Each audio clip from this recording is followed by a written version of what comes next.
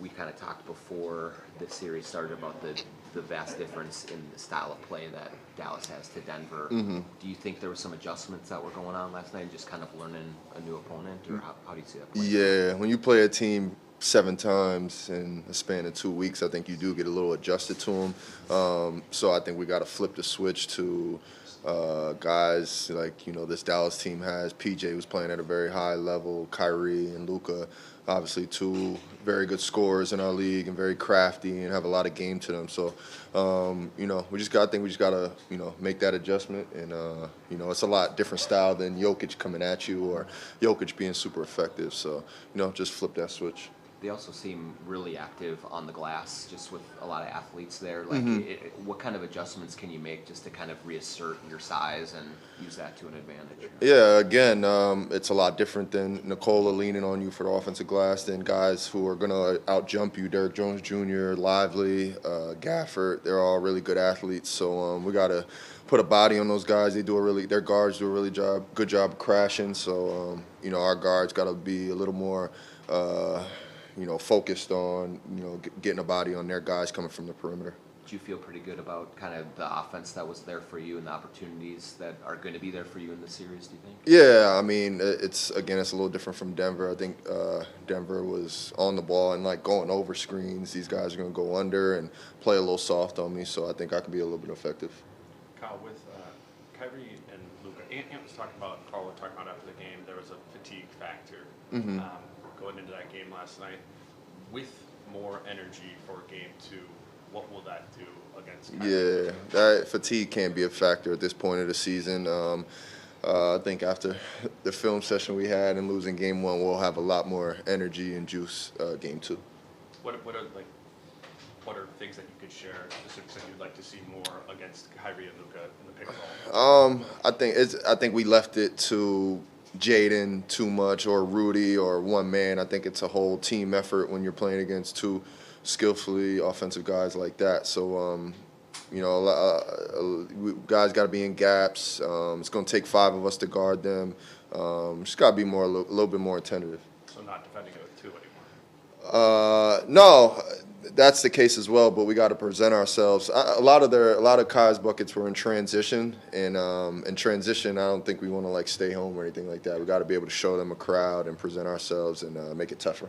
49 threes is a lot for kind of any NBA team to put up, but you guys were ranked in the 20s in threes per game during the regular season, so even a bigger number for you. What do you think led to that in game 1, and did you learn anything from the film in terms of? We shot 49 threes? Oh, wow, that's a lot. Yeah, that's just taking what they're giving us, really. Luka's kind of playing off me. He's kind of playing off Jaden. A lot of guys, where threes are there for us, and, those are good shots. We want to take them. It's not like guys were shooting, off the bounce, contested threes. So that's what they're going to give us. We got to be ready to knock it down. Kyle, are you seeing Jaden just really find a groove offensively the last 3 or 4 games? It seems like he's noticing his spots. Yeah, I've always wanted to see Jaden, get a chance to shoot 20, 25 shots a game. That's one of my favorite players in the league. So, yeah, he's playing at a really high level. If they're going to allow him to shoot, he's knocking it down, and he's good off the bounce. He's such a complete player. He can really do everything out there. So, we need him to keep rolling. Has he always been one of your favorite players in the league? Yeah. Since I've been my last year in Memphis and we played against him in the playoffs. Yeah, he's always been. He guards. He can do everything out there. There's not anything he can't do. What about them? I mean, they were playing Jokic and Nurkic were up so much. It seems like Dallas has a lot more of a rim protection there. Right. The bigs back. What does that change? I think it just, they do a good job of flooding the paint, and especially on Ant and Cat. But everybody, once you get in the paint, you're going to see 5 Dallas jerseys. So I think we got to do a better job of playmaking. I think Nas in the Denver series, he became a little bit more of a playmaker, and finding the right pass. So he's so good offensively. Guys are going to collapse on him. He's going to have to make that corner pass. Cat as well, and they know our guys that do a good job of scoring in the paint. They might just have to. The play to the corner was there all game 1, so it's good to see it on film, and I know we're gonna make those plays next game. Has his coach been more active and vocal now that he's up and about a little bit more?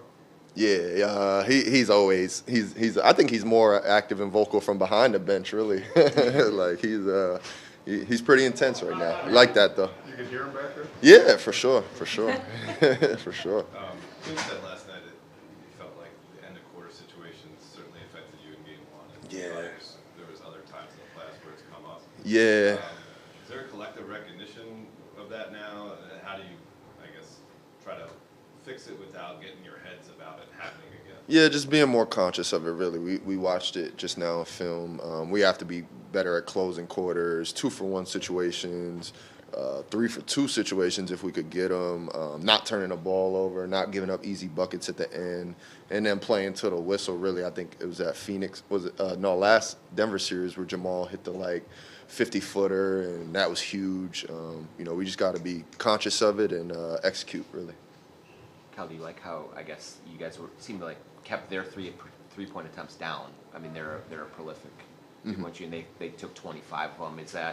Is kind of one of the game plans to try and limit their opportunities in that regard? Yeah, but we also just can't give up 60 points in the paint along with this. So, I don't know. We got to make an adjustment to it. We can't give up that many points in the paint, but we do want to get them off the line. They're a really good three-point shooting team.